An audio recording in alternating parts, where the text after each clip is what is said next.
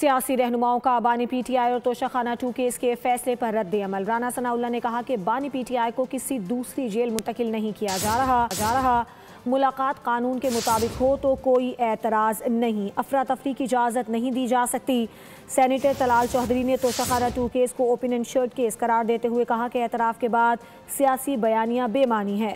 عطاءاللہ تارڑ، طلال چودھری، مصطفیٰ کمال کے مطابق تحائف بیچنے کے شواہد موجود ہیں، کم قیمت ادا کر کے ملک کو کروڑوں کا نقصان پہنچایا گیا، امانت میں خیانت ثابت ہو چکی، انصاف سب کے لیے برابر ہے۔ بیرسٹر عقیل ملک بولے گواہوں اور ثبوتوں کی بنیاد پر بانی پی ٹی آئی کو سزا سنائی گئی۔ صاحب کتنے لیکچر دیتے رہے، لوگوں کو چور کہتے رہے، ڈاکو کہتے رہے، اور کرپشن کے خلاف انہوں نے اتنی جو ہے وہ بات کی، لیکن خود کیا کرتے رہے۔ یہ والا جو توشہ خانہ 2 کیس ہے، اس میں ایک ہار تھا، یہ ایک ایسی گرفت تھا کہ جس کی قیمت نہیں لگوائی جا سکتی، بہت ہی مہنگی ہار تھا۔